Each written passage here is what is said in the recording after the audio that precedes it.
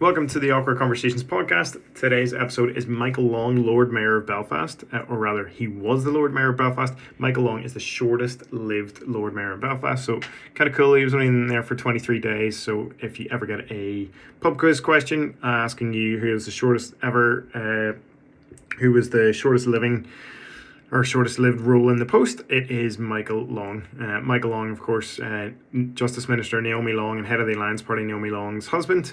Really nice guy, brilliant to talk to, very personable. We talked about a range of topics as we do in every Awkward Conversations podcast. So it was all, we talked about Michael being from Canada. We talked about what he's trying to do in his role as Lord Mayor and during that short stint. Talking about the flag protests, which resulted in death threats for Michael, and it involved obviously bomb-proof doors and bulletproof windows, and how, because Justice Minister in Northern Ireland's a very contentious role, that they have to have 24-hour protection, so armed security guards travelling around with them all the time. So that was very, very interesting to hear about that dynamic and how that can impact on their day-to-day life. But brilliant episode this week. Michael's really enjoyable to listen to, hard not to like the guy. So yeah, check it out. Welcome to the Awkward Conversations podcast. Our guest this week is Michael Long. Thanks so much for coming on the podcast, Michael. No problem at all. Glad to have you here. And Lord Mayor's Lady Mayoress's partner actually were in here today in City Hall, so you're very welcome to the Belfast City Hall. Yeah, it's my first time here. It's very grand. It's almost expecting you to come in with like a crown or something. The chain's enough. The chain's so it's worth £750,000. So Is it actually? It's actually worth that much because this is real gold. There's none of the sort of it's not sort of plated or something like that. So the whole place is rather ostentatious and grand. But that was Belfast back in the early 1900s. So it was when Belfast was the city that was challenged in Dublin to be the biggest in the island, and was a very proud, confidence place with all our industries at full pelt and everything else. So this place is an ostentatious place, but it's also a place that everybody in Belfast really loves, and a lot of people don't get the opportunity to come in here. So in my long spell of Lord Mayor of 3 weeks, I have literally tried my best to bring as many people into here, and so got a wee reply back on Twitter last night, and somebody got a photograph of one of the groups who was in yesterday, and somebody came back and said, my 93-year-old neighbour has been a buzzing about having the chance to look around the parlour and look around City Hall since yesterday. And I just went, that's what I'm here for, because you know what, like, this is a ceremonial post, this is a post that's to promote Belfast, and I'm just trying my best to make sure that people in Belfast sort of see the positive sides, because we have enough negativity about the last few years. Yeah. And so we're kind of making sure that we do positive things. So it's been nice to have people in it, and the other thing that's been great has just having loads of tourists in. We've had from my point of view, obviously it's important to have lots of Canadians in, but we've also had lots of Americans. We had the ambassador from Croatia was here yesterday. So we've loads of people coming in to City Hall, finding out about Belfast, finding about what a great place we have, and they really seem to be enjoying it. Although their main question does seem to be, which is the best pub in Belfast? And your answer is? My answer is the Duke of York, but that would be my favourite one, and that would be the one I would. I said, if you want to get your selfie in Belfast, it's outside the Duke of York, so that's probably where I would go. But all other bars are very good as well. But yeah, so that's it. Although somebody told me Bittles is meant to be the best place for Guinness, but I don't know. I'm not sure which is the best. I haven't tried them all yet. I'll try my best. What's your drink of choice then? Guinness actually would be my main drink of choice for beer, and then whiskey would be my other one. Oh yeah. So yeah, like whiskey.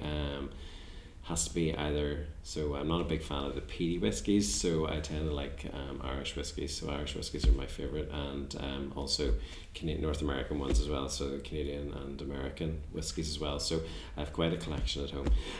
But unlike some people, and I know there's one former councillor from this council has bottles lined up. None of them are opened. mine are all at least half empty. I see no point in keeping them, and if I don't want to have a try them and see what they taste like, so yeah, so whiskies would be my other main favourite tipple. I suppose that's a good way to know whether they're a true whiskey fan, if there's some taken out of it. Well, that's what I think. I couldn't resist the fact that, you know, if there's a bottle there, I definitely need to know what it tastes like, so I have a go at it. But yeah, so that would be that. And Duke of York's good for some whiskies. I did a whiskey tasting in there actually a couple of years back for Peter McReynolds, who's just been elected to the Assembly. It says stag night type thing, so we went to the Duke of York and we did some whiskey tasting there, which was a brilliant experience. It's very good. Oh, very good. I'm sure if any of the owners of Duke of York are listening, they'll be delighted to hear this. How you find at the minute? Obviously, it's a kind of shorter lived tenancy, if you like, or term in as Lord Mayor. Who do you find the kind of councillor work and the in this case Lord Mayor work, balancing it with you're a dentist by profession? I mean, it's difficult, and the last 2 or 3 weeks has been particularly difficult, so unfortunately I haven't been in Donaghadee as much as I normally would be. I've been in maybe a couple of days a week, but I haven't been able to totally abandon it, and I think if you were doing this job full time, you would have to do it full time. You couldn't really just be doing it on a part-time basis, so I've just kind of loaded as many things in on the days that I can do it. I mean, I've been a councillor for like 21 years now, and I really enjoy it. I don't necessarily always enjoy committee meetings and all the rest of it. The thing I like is doing my casework stuff, so lots of people say, oh, I hate canvassing. I love canvassing. I love going out talking to people. Don't even mind getting shouted at occasionally, because just interested to see what people's problems are, trying to see if there's stuff we can actually do to help them, so it's been really good from that point of view. The thing I like about this role is that it's positive all the time. You're going to meet people who are achieving something, or you're meeting a community group that's had an anniversary, or you have a chance to go out and speak to people who are doing really positive things in the community. It's a hard role. I'm not even going to try to follow Kate Nicholl, who has just been amazing as Lord Mayor for the last year, because you know she's just such a like whirlwind of positivity for the city, and she's been so good. But from my point of view, I'm just going out there to try and do things that will just paint Belfast a good light. I have really enjoyed it so far, and enjoyed the opportunities.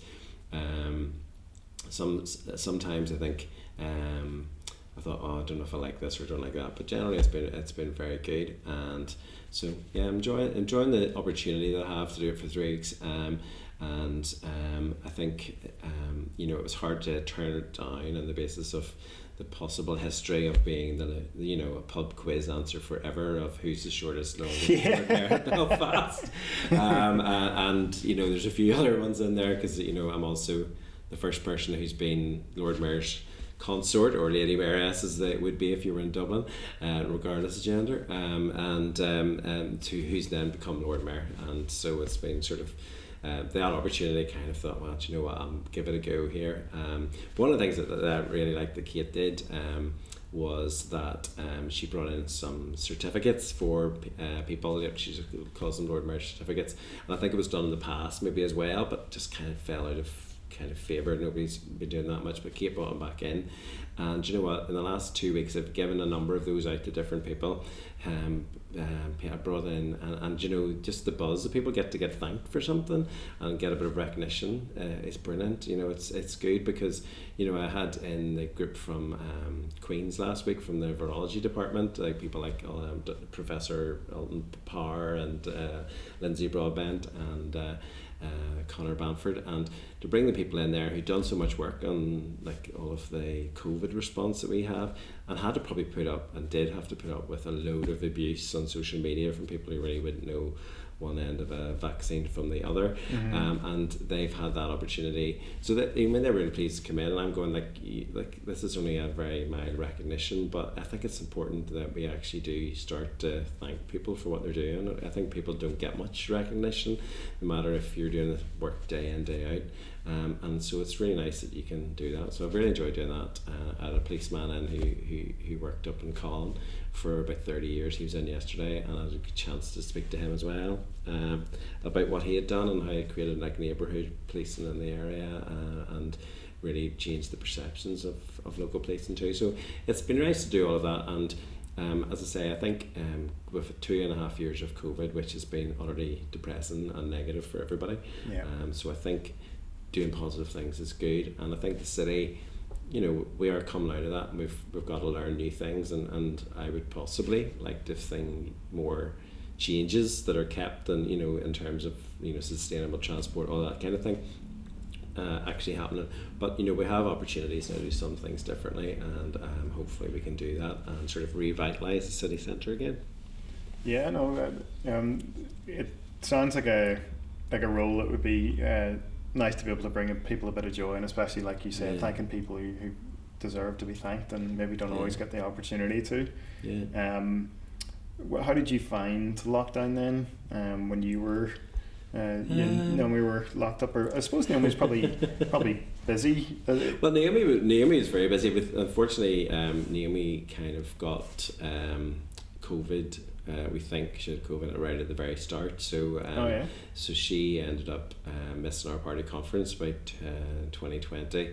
We didn't really know what it was, but she kind of wasn't great at the time. So I think I probably got it at that stage too, but I didn't have any major impact on me at all, so I was fine. But then we just kind of worked at home. I was, even from a dentistry point of view, I wasn't able to do anything very much for the first 3 months or so, but we kind of went back mid-July. But for me, probably the most difficult thing about lockdown at that time was I was doing constituents on the Ormo Road, and was happily drinking a cup of coffee 1 minute, and the next minute I woke up 5 hours later in the Royal in the A&E department, and I had a seizure, like just totally out of the blue, and I'd never had any issues with that before. So apparently I've sort of since found out that everybody's entitled to one seizure in their life, and literally I don't remember anything about it at all for that 4 or 5 hour period. I was really lucky that I was with my colleague Eric Hanvey, who's one of our other councillors, and some of the other people who were at the meeting, and they were able to help me and whatever, but that meant then I couldn't drive for the whole year of COVID as well. So we had about a year from the July right through until last September actually, and at that time I couldn't drive, so it was really very restrictive. So I basically went to work on the bus every day down to Donaghadee, and so we were very restricted in terms of what you do. And then the other thing probably was that at that time the only way I could get about, because Naomi can't drive either, because she's got a close protection unit and she can't drive anywhere on her own. So I basically relied on my parents to take me around a lot. So my dad and my mum would have driven me different places, so the shops or whatever you had to do, all that kind of stuff. My dad at the time was shielding, so they didn't really go out very much either, so it was sort of very awkward. But over sort of the different times of lockdown, we did sort of manage to get out to the odd thing, so he would have driven me down to the odd meeting, or my usual thing, going out look at a bin or look at an alleyway or whatever. And then unfortunately my dad then took it again about this time last year, and he passed away then in April up there, just recently there at the end of April. Right, yeah. I'm sorry for that.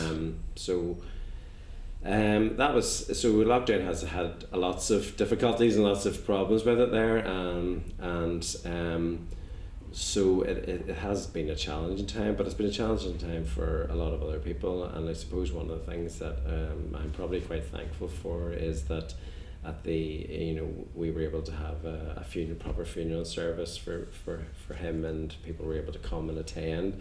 And I just sort of think of the very many people who maybe weren't able to do that. They weren't allowed to see their loved ones. We were able to go into the hospital and spend 3 or 4 nights there with him before he passed away. And I think we were very fortunate in the basis that other people just didn't have that opportunity and couldn't even see people. And because of COVID rules, and like we all know, like we had to make the decisions and the council here, and it was very hard in terms of things like the Rose Lawn situation, just trying to, you know, at the start where people weren't allowed in, weren't allowed to go to funerals, or there was very limited numbers and that kind of thing. So, you know, in some ways we were lucky that we didn't have that negativity, but the pressure that must have brought on an awful lot of people's lives must be very difficult to bear. And I guess particularly when we see that some people just did whatever they liked anyway over in England. Yeah. I think, you know, you just are frustrated by that, you know, and you know, somebody who's has spent the last couple of years in sort of the health service trying to avoid getting this COVID as much as you can, wandering around with big masks and all the rest of it, you know, you do find that then it is really frustrating that some people have decided just to do whatever they liked. But as I say, the main thing is just that you know, it has been really hard for everybody, and I just see especially older people maybe the loneliness they would have, that they don't have the opportunities to go out. And you know, it's been nice in the last 6 weeks, I would say, or 2 months. Well, we've actually been able to meet together with various groups and people, and you know, one of the advantages of me being Lord Mayor at the minute is that there aren't any restrictions anymore in City Hall. Last year I was High Sheriff for the year, and like every time we planned an event, it got cancelled. Every time you try to bring somebody in here, it was the rules changed and you just weren't able to do it. So it's been nice to have that other opportunity to do things more positively. You mentioned loneliness there, and I definitely felt lonely during lockdown. Did you experience that at all during lockdown? I know sometimes even when you're living with someone, you can still feel lonely. Or do you think because of your roles do require you to be out and about, being a dentist, obviously not for the first 3 months like you said, but after that, do you think did you experience any of that, or do you think you were able a bit cushioned from it? I personally wasn't too bad. I think, you know, I was fortunate that you know, I had Naomi, and also we have our little crazy dog Daisy who follows us around, and we're able to take her out, and you know, I have a family network, and you know, we were able to see my parents even if it was only outside, even at the start. But so I probably think that, you know, in some ways I was reasonably okay, and I think there is a big contrast in people, because as a counsellor we kind of worked the whole time. I was continually working on Zoom meetings like every day, and we were dealing with very difficult issues. So, but we were kind of busy all the time, and also then whenever I went back into the dental practice, sort of in the July of 20, we had loads of restrictions. There was loads of things we couldn't do. It was frustrating in a lot of ways, but I was sort of going to work every day, so I probably was fortunate in that way, and that. But I do think that there's that other side of things in terms of the health service staff and whatever, and even when I was in the hospital out there, you can see an exhaustion in people and a fatigue from people who've just had to plough on through over the last 2 years. So like, you know, nurses and people in the emergency departments who've just literally not had a break. So there's a big contrast, because some people have kind of been at home not able to do anything, and then on the other hand you've got this as well. What is the thing in your life that you've continually had to address, which you have to struggle against or address or try and work with to live your most authentic kind of lifestyle, or the life that best suits you? If that makes sense. So what I would say is that probably I'm somebody who's sort of, you know, very committed to doing things. So if I do something, I want to make sure I do it right, and also I just want to make sure I complete it. So I'm the sort of person, I don't like to leave anything without sort of having done it to what I think is my best and my ability. And I think, as I say, just with various commitments, whether it's to work or in the council or in the Alliance Party or various other things, I used to be very heavily involved in my church as well. I probably would have say that I probably just commit to maybe too many things at times, and on occasion I'd probably be better to step back, because at times I do end up, you know, you're just busy all the time, and you don't maybe get the chance to chill out and relax and whatever. So certainly from that point of view, that's probably the thing that I need to learn to do best, is to try and make sure that I don't overcommit to things, and I also find writing lists is very good for me because I end up, at least if I can tick something off, I feel I've achieved something. So I would be quite methodical that way in terms of just making sure that I try and finish things off, because if I don't, otherwise I'll be nagging and it'll annoy me. Do you find with taking on a lot of things, you suffer from burnout at times? Yeah, I mean, definitely. So there's certainly times whenever I do find it difficult. I mean, this last year has been very busy. It's just been really constant and non-stop. So I have to say that I don't listen to the news as much as I used to, because it would kind of, first of all, annoy me, and secondly, it's just too much of an overload of things at times.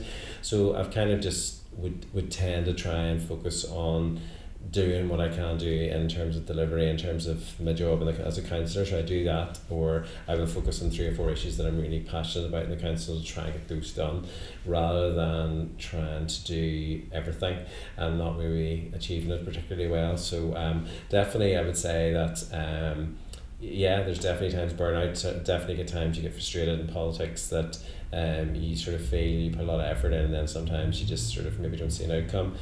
Probably the last 3 weeks has been quite good from that point of view, in that we've kind of seen an outcome with the election results that we've had in the party. So it's been nice to see that. But on the other hand, you do definitely definitely do find that you maybe need to take a step back, and so as in the last number of years there was things I maybe did do that I don't do as much now, and I was on the board of governors of school, and I don't do that anymore because it was just too much commitment, and other things where I maybe have taken a slightly more back seat, so that I let other people do it. And the other thing, the thing I like about City Hall and in my role here is that I've always been content and wanted to be in local government, and so it's been nice in terms of the council here that I have like a new generation of people who've come up through the council the last 5 or 6 years, and to see 3 of them elected here, and Kate, Peter and Nuda, has just been like a really positive thing. So when you get that kind of reward, that's good, and that helps with, I guess, the tiredness and burnout or whatever. But if somebody had said to me a month or 2 ago, oh right, we want you to do Lord Mayor for 3 weeks at the end of the canvassing schedule and everything else, I probably would have said no, I'm not going to do that. But you get the opportunities, you're going to have to take them at times. Sometimes you do things maybe when it might be a nicer time to go and do something else, but to do this. But from my point of view, you just have to take the opportunities you have. So I'm not particularly brilliant at saying no to things, but as I say, it's nice when I've got the role and you can see a reward coming out of it. I'm looking forward now. I'm going to form more new colleagues coming in here, and hopefully in 5 or 6 years more I'll see those people moving on to the next stage of the journey politically as well.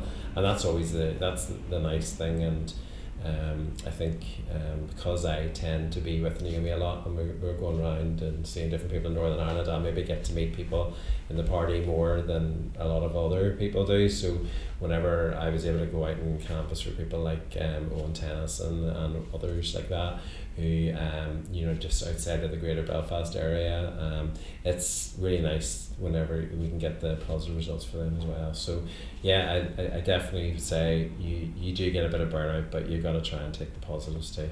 Yeah, I know. I think that's with a lot of us, that's what gets you through, isn't it? In terms of you and Naomi going about your daily business, and you mentioned previously that you have to have protection with you due to Naomi's role. What's that like, having people following you around all the time? It is very strange. So at the minute it's particularly strange because sometimes we'll have a queue of people driving up to our house to take us one me to go with Lord Mayor duties, and then Naomi will also have her protection people with her all the time. It's something you kind of get used to, but it's always a bit strange. So whenever you're you can't spontaneously decide to just go out and go to the park if Naomi's coming with me. I can go out and do whatever I like, so in some ways I'm less restricted. But if Naomi has to go out, basically we have to have approval to do that. Police have to come to the house and sort that all out. So it sort of means that you just have to plan everything a wee bit further ahead, and also it's a bit strange. Just there's always going to be people with you. You know, if you're in a car normally, you're just the two of you, whereas you've always got other people with you. I mean, they're all the people we have driving with us are brilliant, like, but it is just strange sometimes to have people there. If you go into a restaurant, there may be somebody sitting at the next table as well, and all that kind of thing. So it's a wee bit odd. We kind of get used to it. As I say, the main advantage that it probably has is that because we're not driving, it means that I can have a drink usually as well, which is quite good.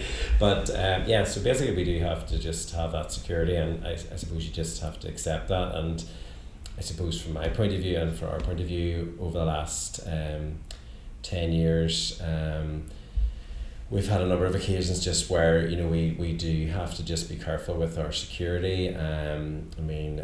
Our house, with issues to do with the flags, and indeed Naomi's had series of death threats over the last 20 years, to be honest with you, really, since she entered politics, and I haven't maybe had quite the same issues, but obviously our house is protected. We have bulletproof bomb-proof doors and all that kind of thing in the house, so you just have had to adapt to that over the number of years, and sometimes it's a bit intrusive in terms of what we do, but on the other hand, we know it's been there for our protection, and we always have to be that little bit protective. I mean, there have been occasions when people would have, people don't know who I am really, but people will know who Naomi is on the street if she's walking around.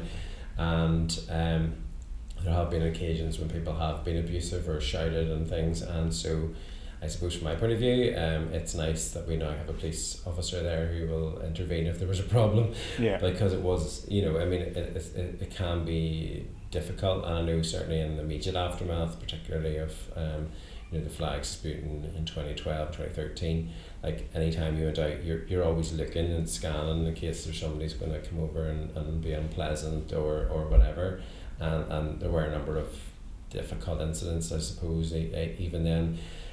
So from that point of view, we sort of appreciate the security we do have. In saying that, whenever we go out with Naomi, it is kind of strange because everybody kind of recognises Naomi, and therefore most people come over and they're really, really nice. Most people are very, very nice, and no matter where we go, even we were in Vancouver about 5 or 6 years ago, and even there Naomi got spotted and identified and gets, can I get a selfie with you there? So no matter where it is, it's sort of, people will tend to identify and know Naomi, so it's nice, and people are, as I say, generally very friendly, but just on the rare occasions when it hasn't maybe been quite as pleasant, then it is probably quite useful to have some sort of security there with you. If you're having a bad day, or your security detail are doing your head in, you're stuck with them if you're out and about, essentially. Yeah, so especially now. I mean, as I say, it's different for me because I can go away and do whatever I like. In terms of myself, I can drive around and whatever. But yeah, Naomi technically isn't really meant to leave the house without somebody with her at all times, or walking with her into a restaurant or walking into a shop, so there's always somebody going to be there, so that's just something she has to get used to. As I say, normally it is good, and most people are very pleasant. I remember one particular incident, and we usually recalls that we were at a restaurant out in Ballyhackamore with some of our friends, and this woman came over and she said, "I know you from somewhere," and Naomi says, yeah, she says, "And did you ever used to work in CNA?" And Naomi says, "No, I didn't work in CNA. I know you work. I know you from somewhere. I know your face from somewhere."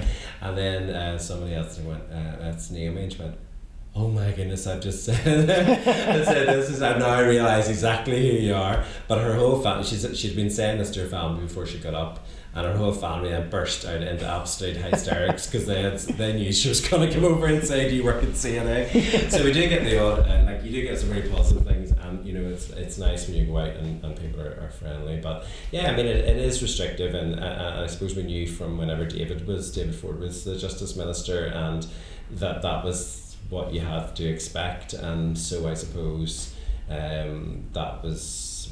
Naomi took the job on that basis, that she knew that we would have to do these things for a period at least. Anyway. at the time of the flag protest, when was it around that time that you had to get all these stuff done to your house? What was that like to live through in terms of, did that put a strain on you, or how was that? Yeah, I mean, it was very stressful. I mean, certainly in terms of our house, well, the other thing was the office was attacked so many times. I mean, there was petrol bombs and things, and you would have to go down and whatever. And obviously the policewoman who was attacked with a pipe bomb, outside the office, and you just feel, gosh, this is like ridiculous. This is what's happening. So it was very difficult. I think we both found that hard, and just the intensity of it all was really quite difficult. And I suppose now you get to a certain degree in social media and stuff that you maybe at that stage it wasn't really as big, I suppose. And you get people just who you don't even know who they are, and they'll just be like massively abusive and unpleasant. And I can argue with anybody, I'll fight with anybody in terms of an argument or a disagreement or an issue, but there's no need to get into the abusive kind of stuff, and unfortunately that's what you would get. So yeah, it was a very difficult time. I remember the night whenever the police came out and they said there had been a death threat issued, and they came out of our house at, I don't know, was it 1 o'clock or something in the morning, and they came out and said, well, the advice is you shouldn't stay in the house. And I said, well, what do you want us to do then? Where do we go? And they said, well, we can't really advise you about that. And we didn't know exactly how serious it was. So, at that stage, we just decided we would stay in the house. Did they offer someone to sit outside or anything? Yeah, well, that day they didn't. There was nobody there that day. So, but from then on, for about 6 weeks after that, we had police cars stationed outside the house the whole time. And they had to sit there every day for Christmas Day and everything. They were there, that kind of thing. So it was definitely it wasn't a particularly pleasant time, and it was very stressful for us. So we've just tried to. Since then things are certainly not at that level or anything of difficulty now, it wasn't a time I'd want to be repeating. yeah, I'm sure. I wonder what that does to the value. Does it bring the value of the property up if you've got bulletproof glass, or does it bring it down, or does it keep the same? Well, apparently it helps. It stops the heat escaping, I suppose, is one thing. I must admit, our neighbours were great in our street, because obviously they had to put up with this as well. And one of the benefits was that they managed to catch, in the sort of a year and around that, they managed to catch 2 burglars in our street, because basically there was an increased police presence, I suppose. So they caught one person, and then the next time we have the little TV monitor type things in the house, so you can see what's wandering around. So there was one night the bleepers went off. Usually it was a cat would set it off, or a dog. So we opened it, went and looked at it, and there was a guy walking around beside the car and all the rest of it. So me and I were both sitting looking at it and sort of going, and then we kind of realised this is actually real life now. So we immediately phoned the police, and they managed to catch whoever it was that, they were in the area.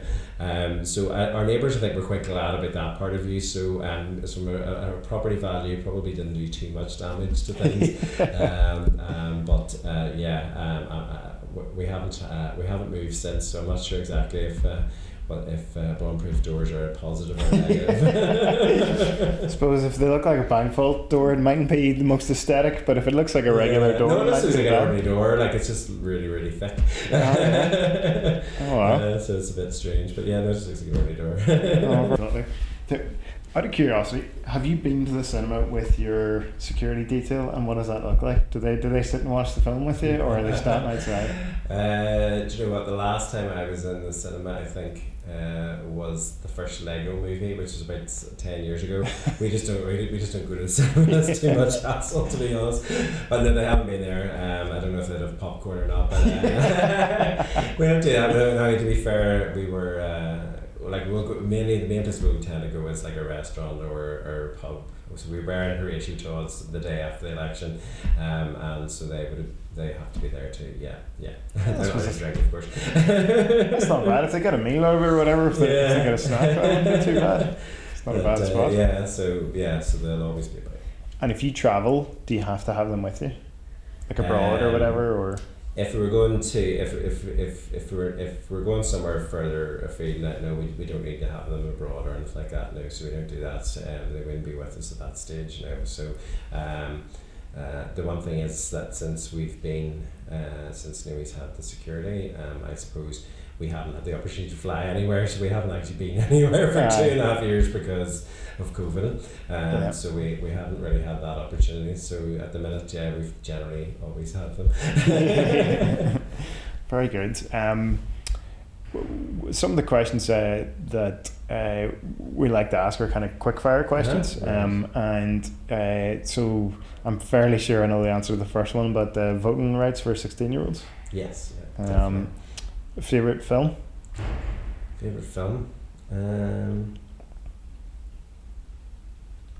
Do you know what I was saying? You'll find it weird, Dirty Dancing. And going to pick it. That was our first picture we went to go to see a long time ago with Naomi and me back in the 80s. So I'll say you're kind of revealing your age there by calling it a picture as well. Absolutely. Yeah, absolutely. And it wasn't in black and white, no. Very good. Yeah. How did you guys meet, by the way? I'm sure this is a well-known story, but I actually don't know it. No, we met actually through my sister. Was friendly with Naomi through our youth club, and it would have been in our church. So that was how we initially met, through that. And then they were kind of friends. And then the other place that we tended to go, our sort of first general kind of going out, would have been to Dundonald International Ice Bowl. So we used to skate around hand in hand, true romance there.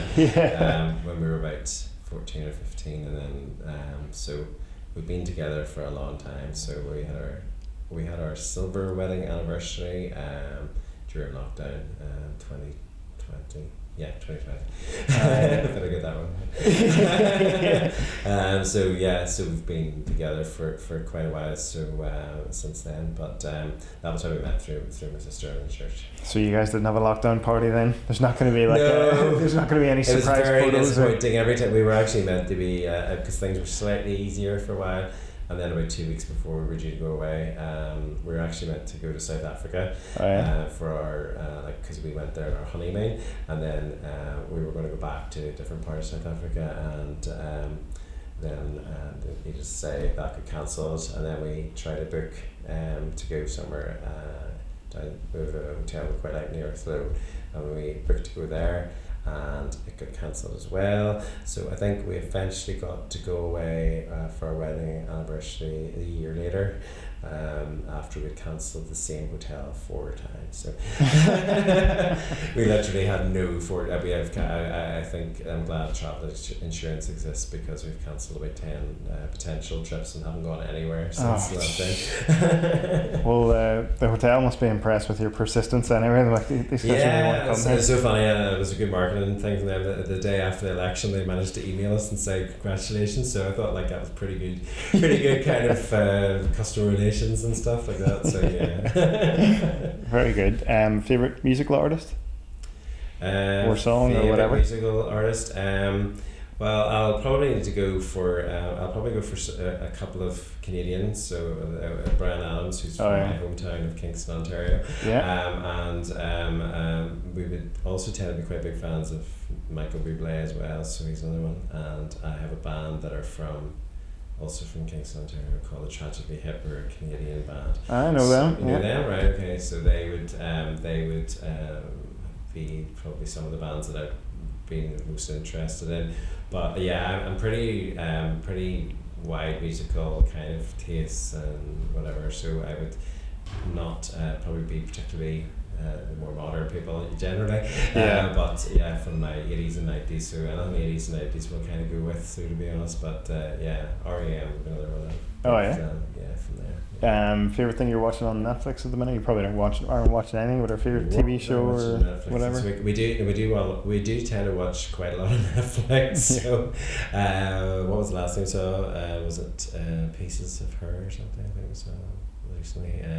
We don't. Yeah, we tend to binge watch sort of like crime stuff. So my favorite Narcos was my favorite. It's brilliant. Netflix of ever, because about 7 or 8 years ago we went to Colombia on holiday, and we weren't in the Medellin or whatever like that, but we were in Bogota and whatever. So I was just really interested. He was a fascinating person, and just the story was fantastic. Loved the music, loved everything about it.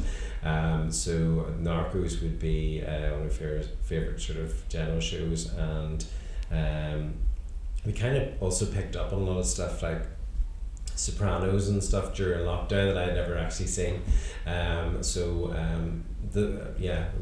like crimey type things. So any kind of crimes stuff, we be into that sort of thing generally. Yeah, Narcos is one of those ones. Like I was watching it and then going, surely that didn't happen, and I'll get on to Google and I was like, it did happen. I was the same, like the sort of the plane blowing up and all that kind of stuff, and you're sort of going, this amazing. So the guys the two detectives, they came over to Belfast about 3 years ago, and they did a thing in the Telegraph building. So we went down to see that and everything. So like we would be major fans of that, and even the Mexico ones and all that as well. So yeah, any sort of crime type stuff would probably watch that. And then we also just generally chill out to sort of normal TV, like sort of like pretty lightweight stuff. So we like Made in Chelsea, so that's another one. So the reason being, whenever Naomi was in London, it used to be great because you could look at all these sort of interesting restaurants and bars and places to go, but we kind of just followed it on since there to watch it now. So anything that's sort of, as I say, we don't like to be too, it's not going to be too highbrow generally, because you usually try and get a break from whatever else is going on in your life. So yeah, I would tend to like that too. Oh, very good. Talking about Sopranos, like I think it's one of the best TV series ever. Like and like it's one of those ones similar to Narcos in that you're weirdly rooting for the bad guy. It's like I don't agree with any of this, but absolutely, and that was it. Like your man Pablo Escobar, you're going, oh, they didn't shoot him after all. Sorry for spoiling that one for anybody else to say, but you kind of got that. You do get that sort of sense of like the underdog type of thing, and Sopranos, and as I say, we kind of binge watched it too, so we kind of went from like series 1 right through, and The Wire as well was another one we kind of would have watched, and it was just interesting to see that. The one thing that we have never managed to get around to watching, and obviously you get asked about this all the time, is Game of Thrones. So like it was interesting because we went to see so I've never watched it, and my sister loves it. Like she's obsessed with it, and she'll go look at all the places, and she wants to do the studio tour. But the thing is, I remember whenever Naomi was MP at the time, we went down to see the Titanic studios when the Queen came over, and so we followed behind and walked around all this sort of people. Apparently all the main stars were there, but I had no idea who any of them were. Really?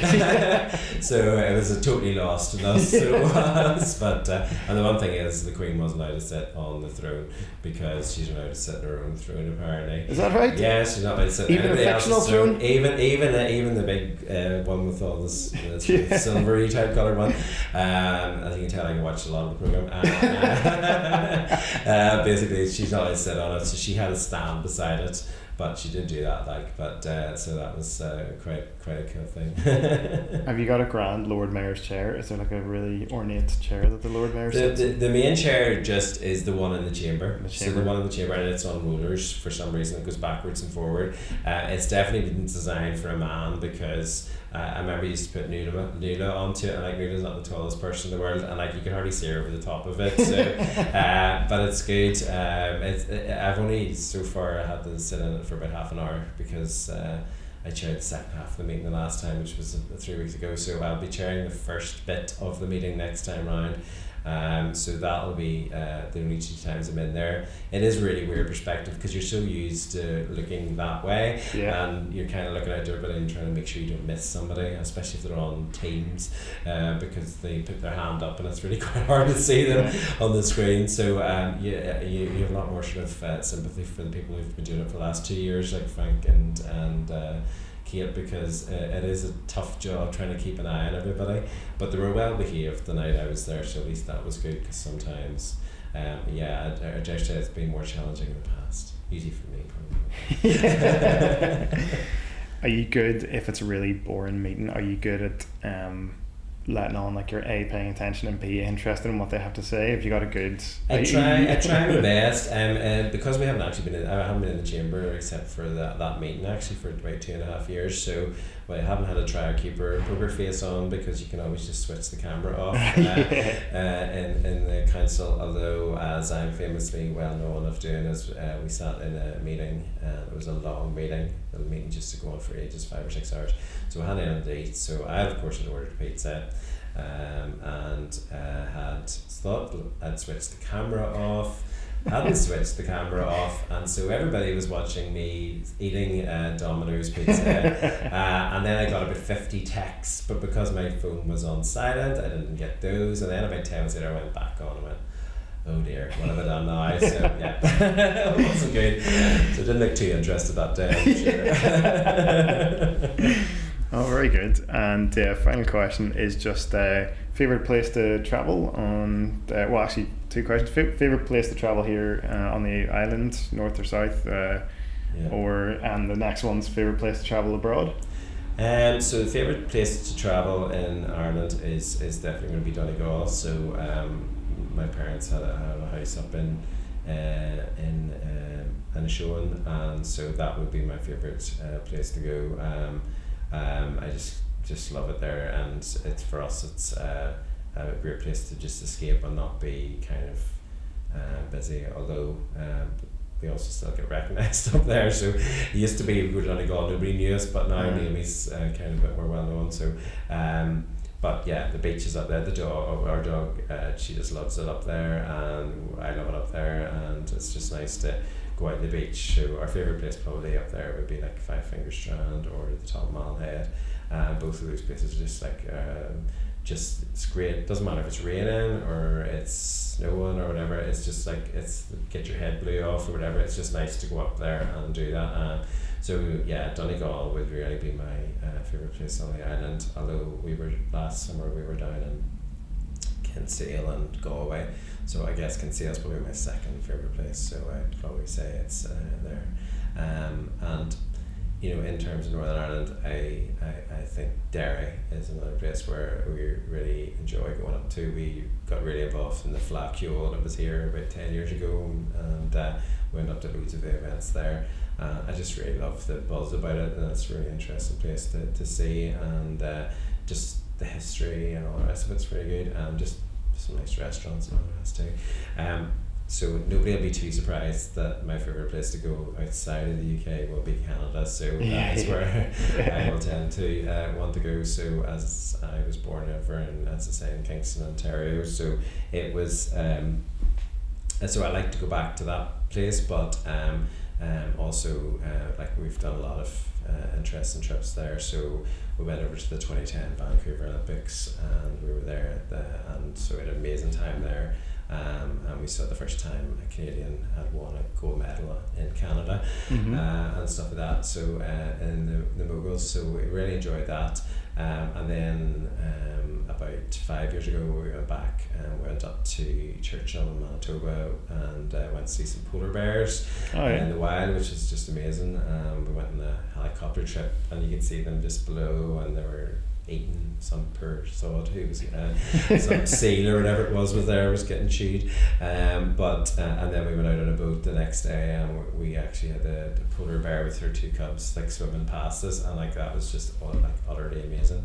And then we went to the west coast, and we were in British Columbia, and we went to see another lodge, and we saw some grizzly bears, and there was about, like in a couple of days we were there, we saw like 30 or 40, and it was just really interesting in their own sort of environment. And we went in a kayak, and you could kayak pretty much close to about 20 feet from them.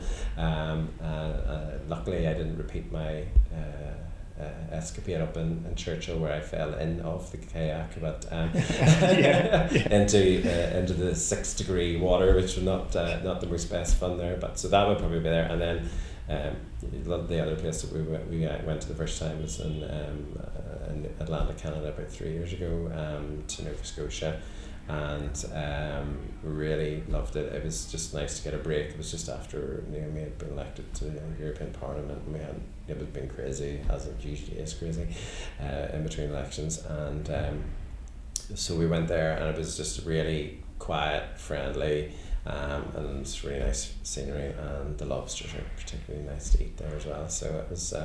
That was probably it. So that'll do for my tourism for Canada.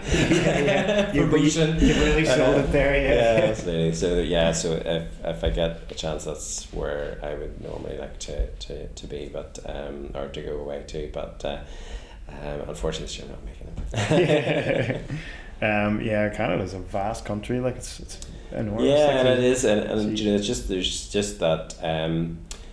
As I say, the East Coast is really friendly, in a way that probably only it's nearly like Northern Ireland, but just about 20 degrees warmer in the summer, and then obviously a lot colder in the winter time. It's very similar kind of culture. The music's just really very similar to here as well, and so that kind of just really gelled with me. But just the whole issue in terms of a liberal society there, that you know, you just go into small towns and they have I know there's controversy about being people who are colourblind or guide dogs and things, but you know, every town nearly has a rainbow crossing in terms of gay rights and pride and that sort of thing, and you would imagine that, you know, these sort of places that are maybe not generally seen particularly progressive, yet they have that there, and that you've rights of, you know, LGBT rights, you've got rights and for and trying to address some of the issues like minority language rights, and sort of First Nation rights as well, which is and I think the thing I like about it there is they can kind of identify that although they've moved forward on so many things, they can actually realise, we've still got a problem here and we've got to deal with that. Yeah. And sometimes that's maybe not the way we do it here. We're kind of like trying to pretend everything's sorted out, whereas actually there, it's, you know, it's interesting that particularly with First Nation rights, basically people there don't, you know, there's still a long way to go, and you know, rather than hide it, the Prime Minister will come out and talk about it and meet with people and all of that kind of thing, and that's something I think I think it's a positive to sort of be self-critical, and I think maybe because there's that general confidence about the positivity that there is in there, that the people maybe are more willing to be self-critical than you maybe get here, where people are kind of maybe feel defensive about stuff. Yeah, I think our society is very different from a lot of others. We don't get to be as reflective as we. Yeah, it's like you fight your own corner. It's almost like you're self-critical, that you're kind of against yourself, and and that it's a weakness. Whilst what I would really say is that, you know, I think it's a strength to say, you know, I would we went to the Confederation Centre in Canada in Charlottetown, which is where Canada was kind of formed, and I was expecting they had a show on at lunchtime, and I kind of expected it to be all just about how we are great, we are wonderful, you know, we've done so much X, Y, Z, and I was so self-critical about, you know, looking at, you know, we needed to look at the Indigenous rights, there were still issues to do with trans rights, and all of those other things that are still being looked at, and that's what the focus was, and at the end, yes, and if you looked at the people who were involved, it was like an amazing diversity and amazing inclusion, but there's still more to go, and so I think we could probably try and learn from that, but I think it is partly because there's a more strong positive identity around being Canadian than here, because we've got the divided identities. So. It's interesting you're saying that about, you know, how it's a strength to be self-reflective, and honestly, I've always thought that, like, if Sinn Féin were a bit more upfront and reflective, that not all aspects of the IRA, you know, obviously they see it as an armed struggle and things happen and all the rest of it, but I guess if they were a bit more upfront about some very bad things happened, and you know, the on the runs and disappeared and on all that, they would strengthen their argument for United Ireland, I believe.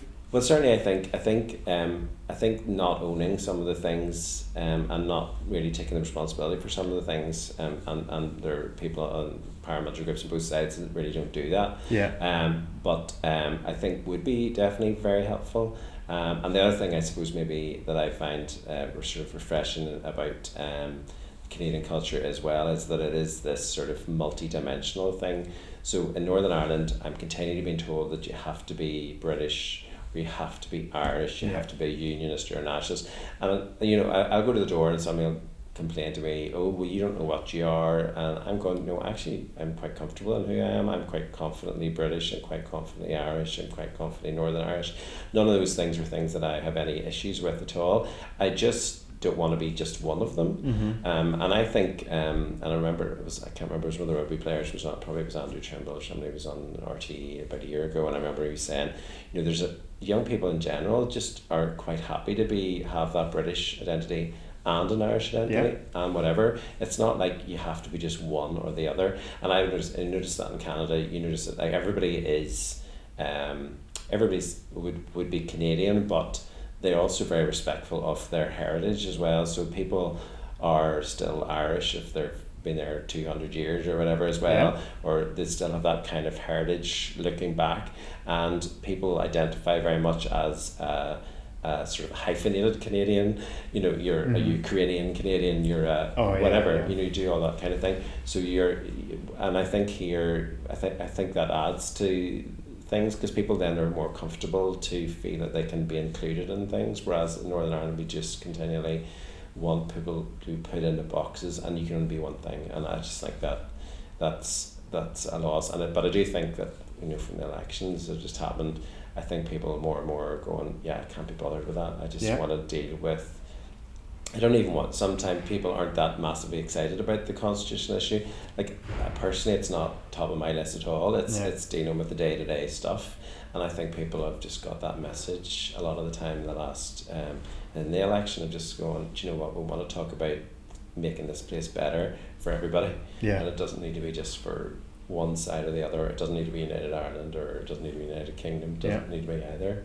And I think so it's the positive thing. I think it's beginning to change, but that's something I do like, is that you can be a whole lot of different things at the one time. I would like to see I would like to eventually see that, like, that strong positive kind of as Jamie Bryce would call it, was a coffee drinking a liberal elite in the middle. I'd like to see that grow. That kind of, the SDLP UUP alliance, I'd like to see them all grow, to kind of Well, the one thing is, I mean, it's always, I always find it amusing because Naomi's always been accused of latte drinking, and latte drinking. That's the Naomi doesn't drink coffee for a start, and I don't like milk, and neither does she. So we're not going to particularly fit very well into the latte drinking one. But I think that's the thing as well, is that it's not that. And the thing that you get accused of, that you don't know what you want. You're not. You sit on the fence. You're in the middle of the road. You don't know what. I mean, I'm. There's days that I'll be very supportive of my Irish culture. There, I went to Northern Ireland match over in the Euros 2016. Was delighted Northern Ireland could win that.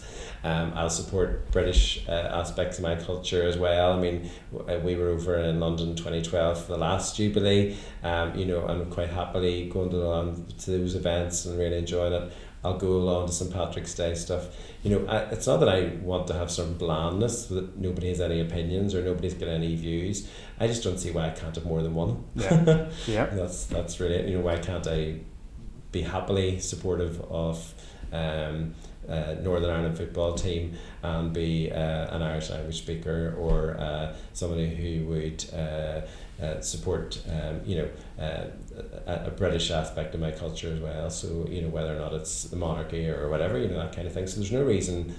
I don't think that we need to be quite so constrained about things, but it's also like I don't like bland.